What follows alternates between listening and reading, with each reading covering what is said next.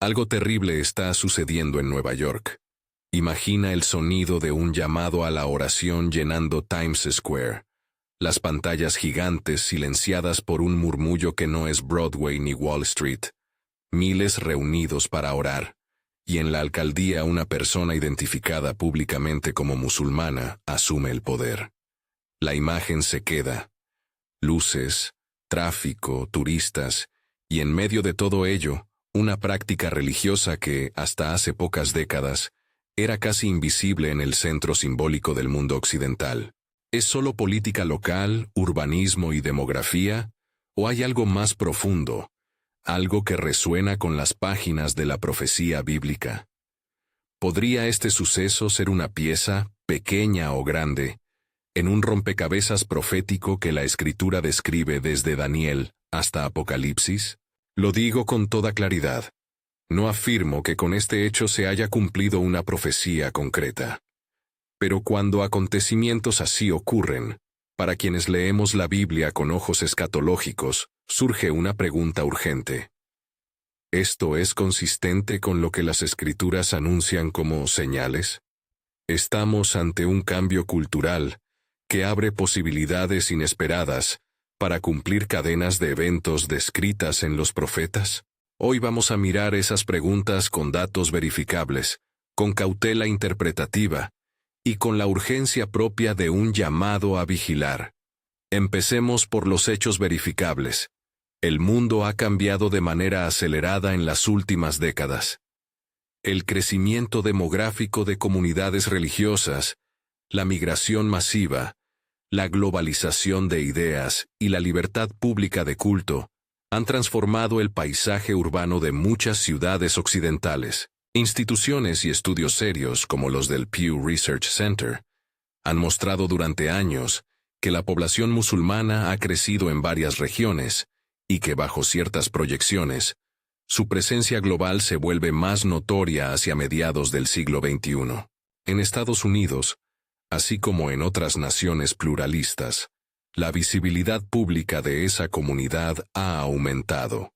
Más mezquitas, más asociaciones, manifestaciones culturales y actos políticos donde la fe musulmana es una parte explícita de la identidad de dirigentes y electorados. Nueva York, como metrópolis global, concentra ese cambio. Barrios que hace décadas eran homogéneos hoy son mosaicos. Tiendas, restaurantes, centros comunitarios, lugares de culto que reflejan oleadas de inmigración y procesos sociales más amplios. El aumento de solicitudes para oraciones públicas, permisos para eventos religiosos en plazas y la presencia de líderes de distintas confesiones en la arena política local son fenómenos documentados en muchos grandes municipios. En este escenario, noticias como la elección o el nombramiento de un alcalde que se identifica como musulmán alcanzan repercusión nacional e internacional porque tocan la idea del centro del poder. Quien gobierna la ciudad más icónica del mundo proyecta una señal. Pero antes de que la imaginación corra más lejos, diferenciemos entre lo que es dato verificable y lo que es interpretación. Dato verificable. La demografía cambia, la visibilidad pública aumenta, y los procesos electorales en democracias occidentales pueden traer a la administración local a personas de tradiciones religiosas diversas. Interpretación. Leer en esos hechos un cumplimiento profético exige un marco hermenéutico, supuestos sobre cómo la profecía se conecta con la historia contemporánea, y una prudente distinción entre hipótesis y certeza. Si esto ya te está intrigando, y quieres que sigamos desgranando cada pieza, las cifras, las fuentes y las claves bíblicas, quédate y comparte este video. Si crees que este análisis puede alertar a otros, dale like y compártelo. Así podremos ahondar con más datos y fuentes en los próximos minutos. Ahora, manteniendo esa línea clara entre datos y lectura teológica, conversemos sobre por qué algunos creyentes ven en eventos como el que describimos, más visibilidad islámica en centros de poder occidental, una posible pieza dentro de un cuadro profético mayor. Para hacerlo necesitamos recordar varios pasajes y conceptos que han sido ejes constantes en la interpretación escatológica clásica dentro del evangelicalismo conservador. Primero, Daniel. Los capítulos 7, 8 y 9 son indispensables en cualquier discusión sobre el fin. Daniel 7 presenta una visión de bestias que representan poderes sucesivos. En el versículo 8 aparece el llamado pequeño cuerno, que se levanta entre otros y habla con arrogancia. En Daniel 8 aparece otra visión con un cuerno pequeño que crece y provoca transgresión hasta ser derrotado. Y en Daniel 9:27 se encuentra la famosa referencia a la semana profética, un periodo de 7 años en que se establecerá un pacto, y a mitad de ese tiempo ocurrirá una acción sacrílega conocida en el lenguaje exegético como la abominación de la desolación. En la tradición interpretativa evangélica conservadora, estas imágenes se han asociado a un líder futuro que, por un tiempo, traerá estabilidad aparente y seguridad, permitirá una reconstrucción u orden significativo, y luego quebrantará ese pacto con una acción religiosa o política que profana lo sagrado. Segundo, el Evangelio de Mateo. Jesús mismo alude a la abominación de la desolación cuando habla de señales finales. Mateo 24:15. Aunque el contexto inmediato recuerda eventos del siglo I, muchos interpretadores han tomado esa expresión como una categoría que puede ser aplicable a un futuro suceso análogo, una profanación pública que marca un punto de inflexión en la historia escatológica. Tercero, Ezequiel 38:39. Aquí está el texto que describe a Gog de la tierra de Magog y una coalición que viene del norte para saquear Israel. El pasaje presenta una invasión masiva que, sin embargo, termina en derrota por intervención divina. A lo largo de la tradición, estos capítulos han sido leídos como la descripción de una gran guerra final que precede la restauración de Israel y la manifestación directa del poder de Dios. Autores contemporáneos debaten si se trata de un evento puramente simbólico, de una coalición geopolítica real del tiempo final o de una mixtura de ambas cosas. En cualquier caso, la imagen de alianzas internacionales lideradas por naciones del norte y oriente es central en esa profecía. Cuarto, Apocalipsis. En los capítulos 13, 17 y 18, Juan pinta un cuadro donde surge una figura de poder seductora y coercitiva, la bestia, un sistema simbólico identificado con Babilonia, que corrompe y comercia con las naciones, y un clímax en el que la soberanía de Dios se muestra como juez de esa grandeza corrupta. La interpretación evita, por necesidad, reducir esos símbolos a nombres contemporáneos sin matices. Sin embargo, la resonancia entre una ciudad-estado o un sistema comercial político poderoso y la Babilonia apocalíptica ha llevado a expositores a poner en paralelo metrópolis contemporáneas y el símbolo bíblico. Con estas referencias sobre la mesa, volvamos al escenario. Un cambio de liderazgo en Nueva York, una ciudad que para muchos se asocia simbólicamente con poder económico, cultural y mediático mundial. ¿Por qué la convergencia de visibilidad islámica y poder en una ciudad así despierta alarma entre lectores proféticos? Porque la Escritura insiste en patrones. Un liderazgo que ofrece paz, pactos que aseguran estabilidad, y un lugar o sistema que ejerce influencia sobre las naciones. Si en algún momento en la historia contemporánea existe la posibilidad de que un líder internacional prometa seguridad y facilidades para ciertos proyectos religiosos o simbólicos, por ejemplo, pasos hacia una reconstrucción del culto en Jerusalén, entonces algunos trazan una línea narrativa que conecta esos eventos locales con escenarios proféticos mayores. No obstante, es imprescindible ser honestos desde la hermenéutica. Hay muchas formas de leer esos textos. En la tradición evangélica, se destacan 3 grandes líneas de interpretación sobre la identidad del personaje central que los textos apocalípticos describen. La figura que en la literatura es vista como agente de engaño o adversario, y cada una trae implicaciones distintas sobre cómo leemos la historia contemporánea. La primera línea, el anticristo como figura europea, heredera simbólicamente del poder romano. Esta lectura, clásica en muchos comentaristas, ve en la resurrección de formas de organización política europeas, o incluso una unión política transcontinental, el sustrato para la aparición de un liderazgo, que contará con un respaldo institucional fuerte, diplomacia amplia y capacidad de imponer pactos internacionales. En ese marco, un pacto que garantice seguridad en Jerusalén puede venir de un actor con base europea o transatlántica, que negocie y proteja proyectos simbólicos como el del templo. Los que sostienen esta perspectiva suelen apoyarse en la imagen de las 10 puntas y la sucesión imperial de Daniel 7 y Apocalipsis 17. La segunda línea, el anticristo como producto del Medio Oriente, una figura que surge dentro del contexto islámico o árabe, a veces equiparada por algunos intérpretes con el concepto del Mahdi en la tradición musulmana, aunque conviene subrayar que la identificación entre Mahdi islámico y anticristo bíblico es una hipótesis, no un hecho bíblico. Quienes sostienen esta perspectiva señalan que una figura carismática de la región, que logre coaligar estados musulmanes y asegurarse el liderazgo proxy sobre Jerusalén, podría ser quien firme acuerdos y a la vez impulse una agenda que contravenga la fe bíblica, culminando en una abominación que provocará juicio. En este marco, la creciente visibilidad política de líderes musulmanes en el occidente se lee como una pieza más de un tablero donde las alianzas árabes e islámicas cobran mayor peso. La tercera línea, interpretaciones más raras y menos mayoritarias, sostienen un origen tribal o incluso ligado a ciertos linajes específicos.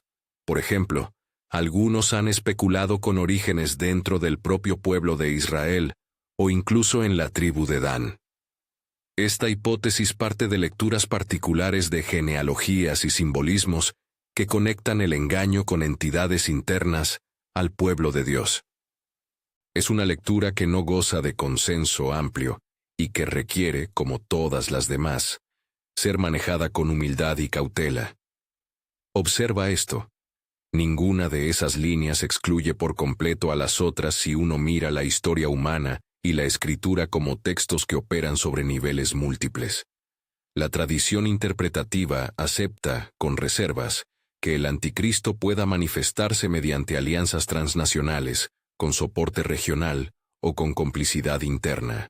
Por eso, cuando se ve un fenómeno como la elección de un alcalde musulmán en Nueva York, hay comentaristas que reaccionan desde la primera o segunda línea interpretativa y se preguntan si ese hecho local encaja mejor en una narrativa de hegemonía cultural global o en una genealogía más regional de poder. Pero volvamos a la historia concreta y a lo tangible.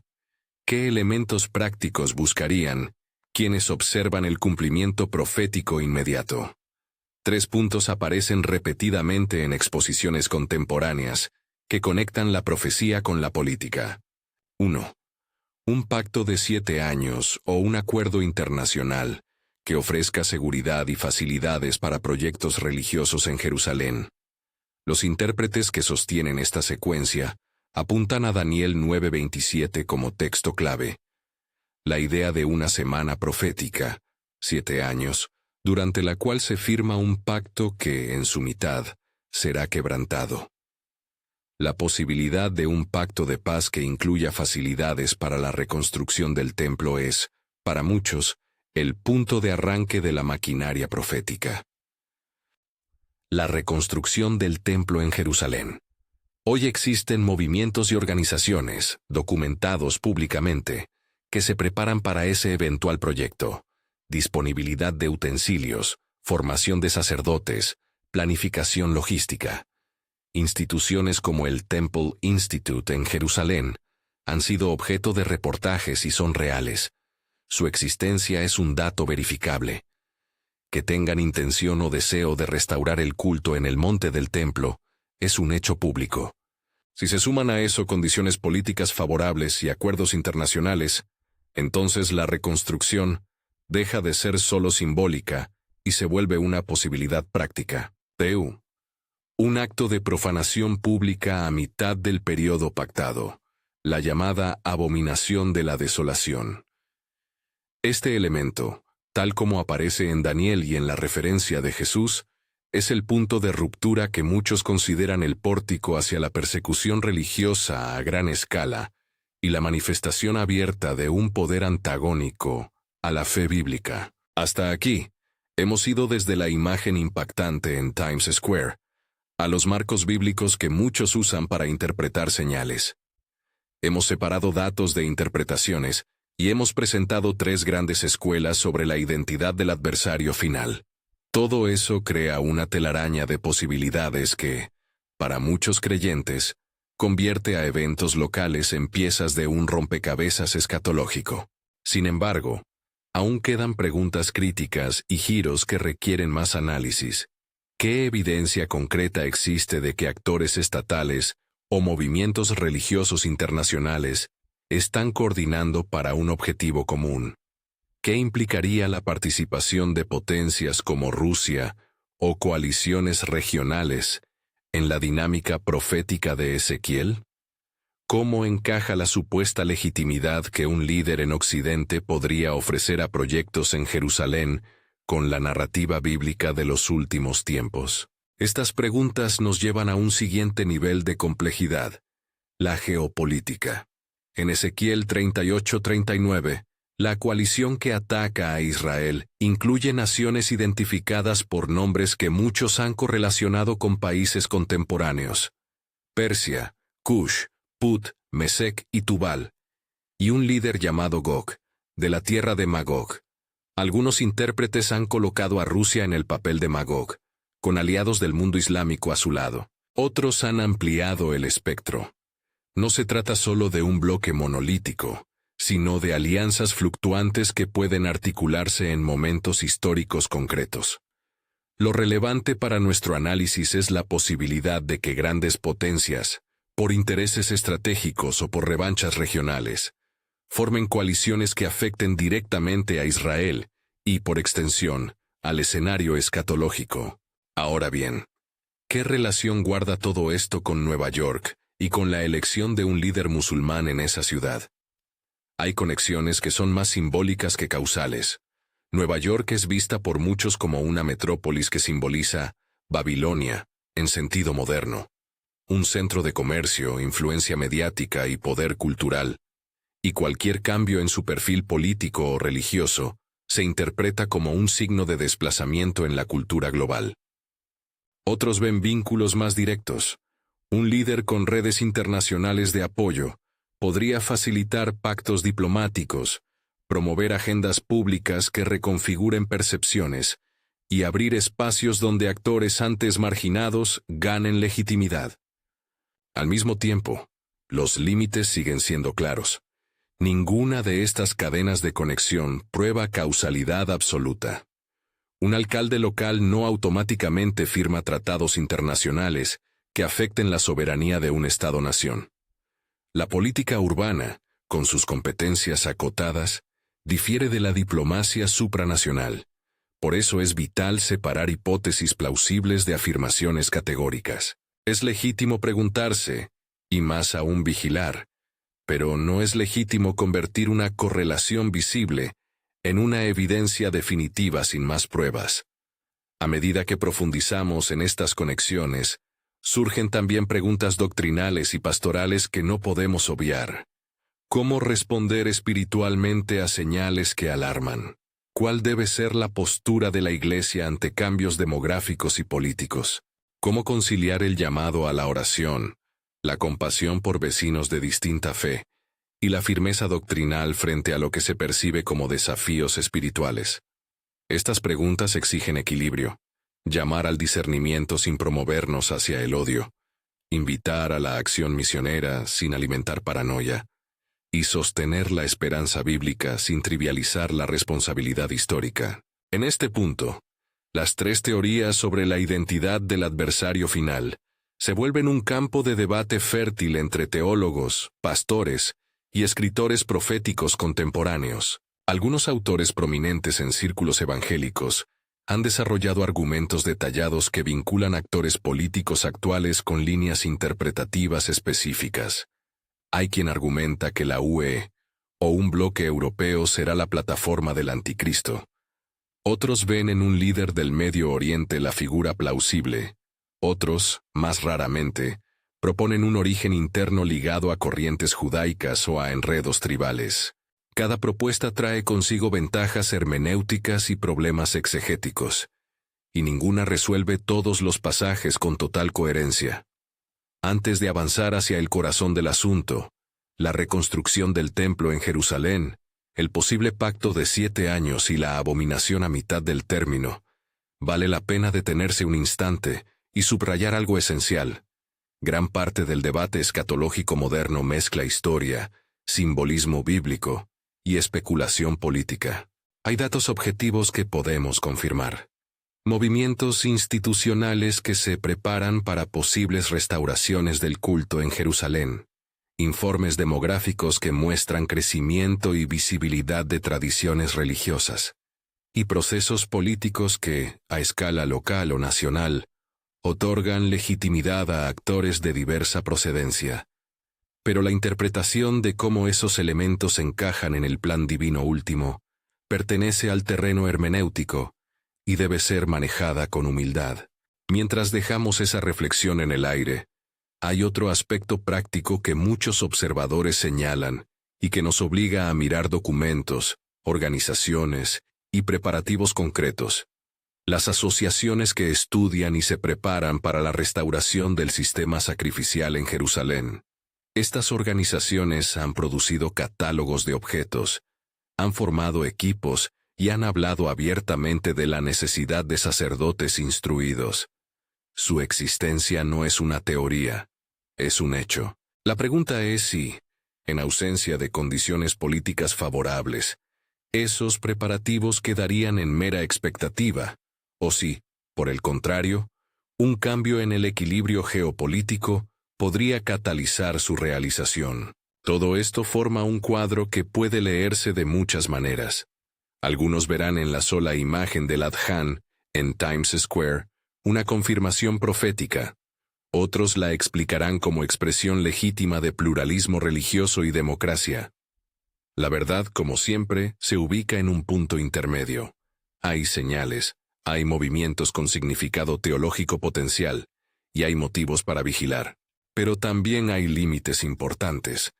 No todo movimiento cultural es un signo del fin, y no toda ampliación de derechos o visibilidad pública equivale a un complot escatológico. Con esas bases asentadas, estamos listos para entrar en la siguiente fase del análisis. Ahondar en los preparativos concretos para reconstruir el templo en Jerusalén, examinar con detalle las organizaciones involucradas, qué poseen, quiénes participan y cuál es su agenda declarada, y mirar de cerca cómo un supuesto pacto de 7 años podría gestarse en la arena internacional. También debemos explorar la tipología de alianzas que Ezequiel describe y contrastarlas con las realidades diplomáticas contemporáneas, especialmente la presencia e influencia de potencias como Rusia, Irán y Turquía, y cómo esas dinámicas podrían formar una coalición que la profecía denomina Gog y Magog. Aquí se abre una bifurcación crítica. O bien seguimos con una exposición descriptiva de instituciones y hechos, lo que nos permitirá trazar conexiones claras entre movimientos contemporáneos y posibilidades proféticas. O bien avanzamos ahora hacia el terreno especulativo de identificar a un posible anticristo entre actores contemporáneos, con sus pros y contras. Ambos caminos requieren rigor, así que el siguiente segmento será detallado y cuidadoso, separando lo conocido de lo hipotético y proporcionando referencias concretas para quien quiera verificar por su cuenta. Entramos ahora en el terreno tangible.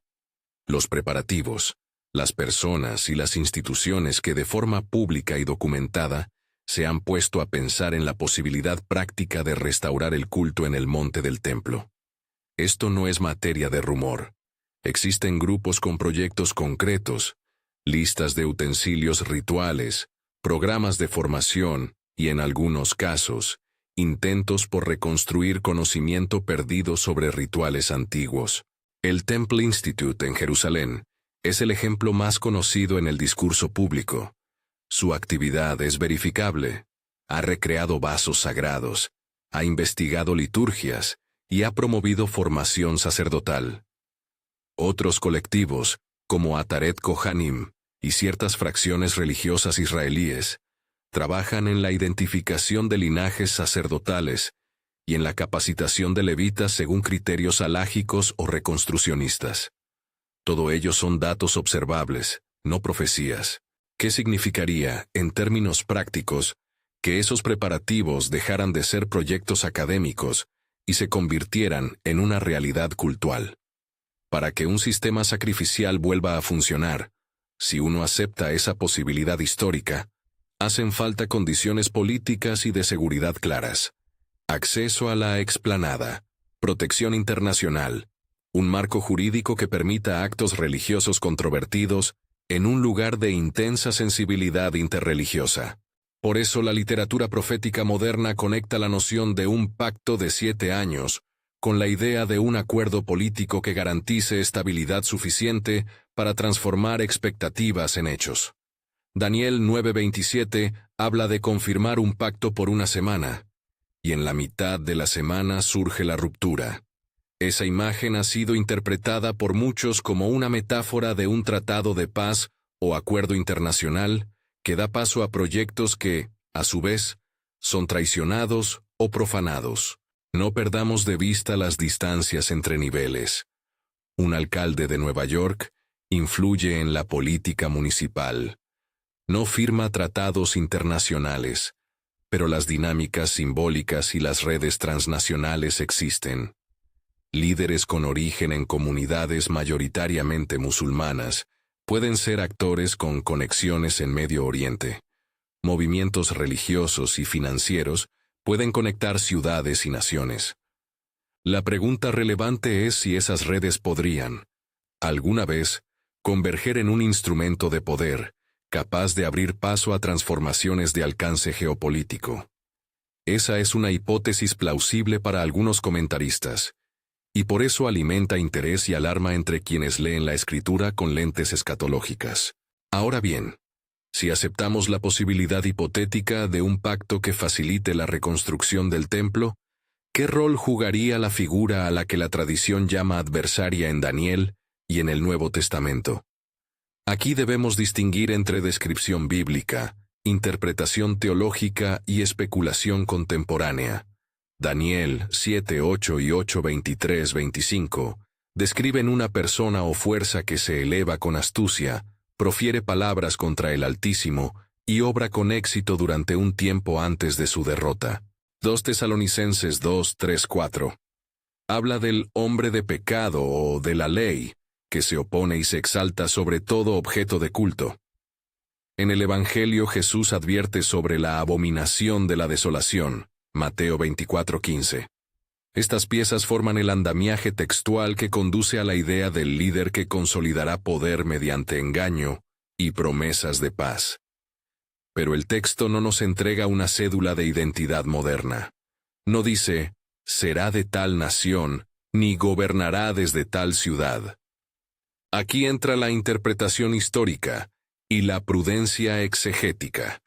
Entre comentaristas hay 3 grandes horizontes interpretativos, deliberadamente resumidos, que ya mencionamos. Un perfil con raíces en lo que se entiende por herencia romana o europea. Otro surgido desde un eje medio oriental, con resonancias carismáticas comparables al Mahdi islámico. Aunque, y esto es esencial, equiparar Mahdi y Anticristo es una hipótesis paralela que mezcla tradiciones distintas. Y terceros que buscan explicaciones internas o simbólicas más complejas. Cada una tiene ventajas y problemas. La lectura europea encuentra afinidad en textos que hablan de sucesiones imperiales y de una confederación con autoridad institucional. La lectura medio oriental toma en cuenta la centralidad geográfica, religiosa y estratégica de Jerusalén, y la posibilidad de que un líder regional movilice conciencia y fuerza militar. La lectura interna, tribal, investiga simbolismos y genealogías que resultan, para muchos, menos persuasivas en clave geopolítica, pero interesantes desde un punto de vista teológico-cultural. Un elemento recurrente en las reconstrucciones modernas es la función instrumental de la paz. Un líder o una coalición promete seguridad y un orden que permite la reconstrucción del culto, y con ello gana legitimidad. Daniel 9:27 plantea la lógica de una semana dividida en dos mitades: una promesa, un compromiso y una traición en su centro. Muchos evangelistas contemporáneos sostienen que, si existe tal pacto, la abominación será algo público y provocador, un evento que designe el cambio de bando espiritual y marque el inicio de una persecución más amplia.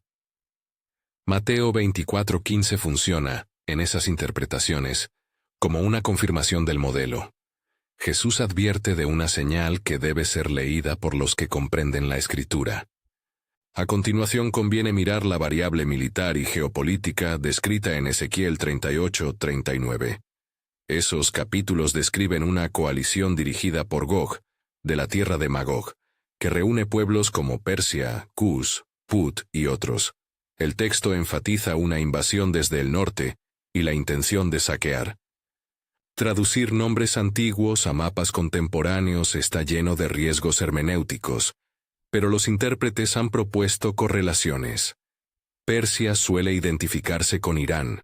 Mesec y Tubal se han asociado a regiones en la órbita turca o caucásica. Put y Kush se han vinculado a regiones del norte de África o del Cuerno de África. Algunos intérpretes contemporáneos ven en Rusia la posible figura de Magog, porque geográficamente aparece al norte de Israel y por coincidencias históricas en nomenclatura. Pero conviene subrayar que tales correlaciones no son unánimes y no deben presentarse como certezas. Si una coalición de ese tipo se formara, sea bajo la iniciativa de un Estado con ambiciones geoestratégicas, sea como una confluencia circunstancial de intereses, la narrativa profética anuncia una intervención divina que frustra los planes de los agresores. Ezequiel 38:18-23, 39:21-22. La teología escatológica que sustenta estas lecturas enfatiza la soberanía de Dios y el carácter final del juicio. Incluso cuando poderes humanos parecen concatenar eventos que conducen a la desolación, la Escritura presenta a Dios como aquel que invierte y juzga en el tiempo señalado. Esa convicción debe sostener nuestra respuesta pastoral: alarma sin pánico, urgencia sin desesperación. Vincular todo esto con Nueva York exige cautela. La ciudad es un símbolo poderoso en la imaginación global. Para muchos, su decadencia o transformación resuena con la imagen apocalíptica de Babilonia, que Juan describe en Apocalipsis 17:18. En ese libro, Babilonia incorpora comercio, corrupción y seducción espiritual. La caída de Babilonia es un acto de juicio, y a la vez, un preludio de la restauración. Colocar a Nueva York en paralelo no es en sí mismo un pecado hermenéutico. Es un ejercicio retórico que pretende comprender símbolos. Sin embargo, no podemos confundir analogía con identidad. Que Times Square escuche un Adán, o que un alcalde musulmán gane una alcaldía, no prueba que Nueva York sea la Babilonia bíblica.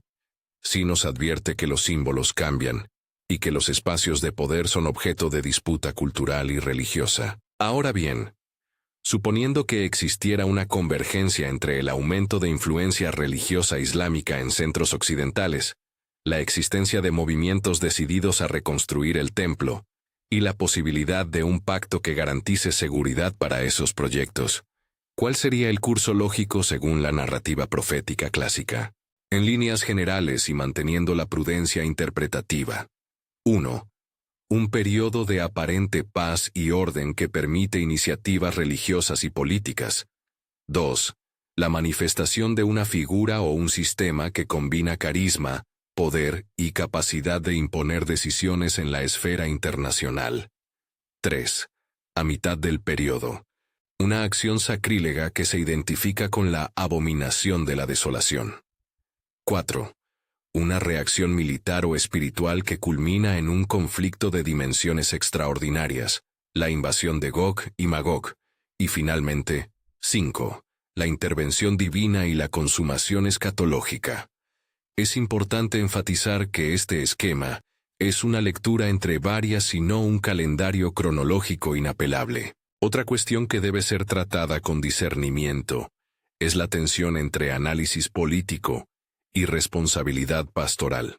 Como creyentes que se interesan por la profecía, tenemos la obligación de distinguir entre alertar y alarmar. El llamado bíblico al testimonio y a la compasión no desaparece ni se relativiza por la proximidad de señales percibidas. Por eso, frente a fenómenos sociales como la ampliación de derechos religiosos o la presencia pública de confesiones no cristianas, la postura bíblica implica a. Claridad doctrinal sobre la singularidad del Evangelio. b. Respeto y amor hacia los individuos que profesan otras creencias. c. Compromiso con la verdad sin caer en burlas ni en estigmatización. d. Esfuerzo misionero para comunicar el Evangelio con inteligencia y gracia. Pasemos ahora a algunas implicaciones prácticas y concretas para comunidades y creyentes que desean responder con fidelidad. Primero, informarse con rigor. Cuando se menciona el Temple Institute, el número de mezquitas o proyecciones demográficas, como las que trabaja Pew Research, conviene remitirse a las fuentes primarias y distinguir claramente los hechos de las interpretaciones. Segundo, acompañar la vigilancia profética con oración y vida comunitaria. La Escritura no solo nos pide estar atentos a las señales, nos llama a vivir con santidad, hospitalidad y testimonio coherente. Tercero, sostener a los perseguidos y participar en redes de apoyo a cristianos alrededor del mundo. Si la persecución se intensifica en algún momento, la respuesta cristiana debe ser práctica y compasiva. Ayuda humanitaria, defensa legal y oración intercesora. Cuarto, cultivar el discernimiento en la comunicación pública. En la era digital, rumores y titulares sensacionalistas se propagan con rapidez. Como predicadores, líderes y creyentes, es nuestra responsabilidad contextualizar, corregir exageraciones y evitar lenguaje que pueda fomentar odio hacia personas o comunidades. Recordemos que la Biblia demanda amar al prójimo y no usar la verdad para justificar agresión. Quinto, preparar a la comunidad con formación bíblica sólida. Enseñar los textos proféticos en su contexto literario y teológico. Mostrar las distintas escuelas interpretativas y entrenar a los creyentes para distinguir entre certezas esenciales y conjeturas legítimas. Regresemos por un instante a la relación entre Mahdi y Anticristo, porque es un tema que aparece con frecuencia en debates populares. La figura del Mahdi pertenece a tradiciones islámicas específicas y posee rasgos y expectativas distintas a los que las escrituras cristianas describen sobre el adversario final. Algunos autores cristianos, cuando intentan trazar paralelismos, buscan puntos de convergencia narrativos: carisma, promesa de paz, centralidad en Jerusalén. Pero es crucial subrayar que tal identificación es especulativa y teológica en extremo. Comparar figuras de tradiciones distintas puede ayudar a comprender percepciones culturales, pero no brinda una equivalencia hermenéutica automática. La prudencia exige respetar las diferencias teológicas entre religiones y evitar reduccionismos que conviertan a comunidades enteras en prefiguraciones de lo que la Biblia describe sobre el fin. Al mismo tiempo, la historia muestra que las expectativas mesiánicas, nacionales y religiosas pueden ser manipuladas por líderes con fines políticos. Ahí está la advertencia práctica. Donde hay promesas grandilocuentes, paz total, restauración inmediata, legitimidad histórica, conviene preguntar por los métodos, las alianzas y los costos humanos. La Biblia juzga la ambición de poder cuando deriva en opresión o en culto a la propia persona. Por eso 2 Tesalonicenses 2 subraya que la aparición del hombre de pecado será acompañada de señales engañosas y del rechazo a la verdad. Volviendo al escenario de Nueva York, mantén en mente tres realidades simultáneas y no contradictorias. Primero, la ciudad puede experimentar transformaciones culturales profundas, sin que eso signifique el fin de los tiempos inmediato. Segundo, transformaciones culturales pueden, en ciertos contextos, ser ingredientes en narrativas proféticas más amplias. Es legítimo observar las señales. Tercero, la soberanía de Dios ofrece esperanza. Incluso cuando la historia parece inclinarse hacia el conflicto, la Escritura nos asegura la consumación victoriosa a favor del pueblo de Dios. Apocalipsis 19:22. ¿Qué puede hacer una persona concreta hoy? Ora con intencionalidad por las naciones, no por teorías. Involúcrate en la iglesia local y en ministerios que acompañan a quien sufre por su fe. Aprende a leer profecía con humildad. Estudia Daniel, Ezequiel, Mateo 24 y Apocalipsis con comentarios serios, y compara escuelas interpretativas, preterista, historicista, futurista, idealista. Evita conclusiones apresuradas sobre personajes contemporáneos. No señales a individuos vivos como el anticristo, pues eso no solo es imprudente, sino también contrario al mandato bíblico de juicio justo. Finalmente, sostén la esperanza cristiana. La narrativa bíblica no concluye en la desolación, sino en la restauración. El drama apocalíptico culmina en la venida de Cristo. Apocalipsis 19:11-16, en la derrota definitiva del mal y en el establecimiento de un nuevo cielo y una nueva tierra. Apocalipsis 21:22. Esa certeza no anula la urgencia ética ni la seriedad del llamado a predicar, la fortalece. La expectativa escatológica debe traducirse en vida misional, en amor por el vecino y en testimonio fiel. Con todo lo expuesto, volvamos a la pregunta que abrió este análisis. Algo terrible está sucediendo en Nueva York. Profecía bíblica cumplida. La respuesta honesta es compleja y matizada. El evento que describimos, la presencia pública más visible del Islam en el centro simbólico del mundo occidental, o la elección de un líder identificado como musulmán, es un hecho que abre posibilidades interpretativas coherentes con ciertas lecturas proféticas. Sin embargo, no constituye por sí solo la prueba definitiva de que se ha comenzado el cumplimiento final de las Escrituras. Es una pieza del tablero, quizá relevante, quizá solo circunstancial. Es un dato que merece vigilancia y oración, pero no un veredicto. Termina aquí un llamado urgente y pastoral. Mantente informado con fuentes serias. Ora sin caer en pánico. Actúa con compasión hacia las personas y ferocidad amorosa en el testimonio del Evangelio. No permitas que la incertidumbre te paralice. Usa el tiempo presente para vivir como quien espera a su Señor. Predicando la verdad con gracia, cuidando a la comunidad y extendiendo manos de ayuda.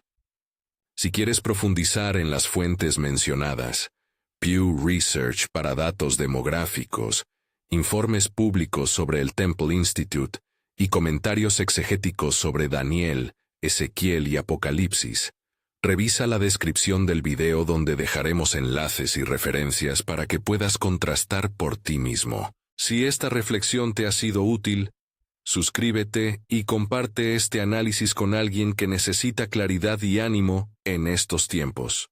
Juntos podemos permanecer vigilantes sin caer en temor, firmes en la esperanza que Cristo nos promete.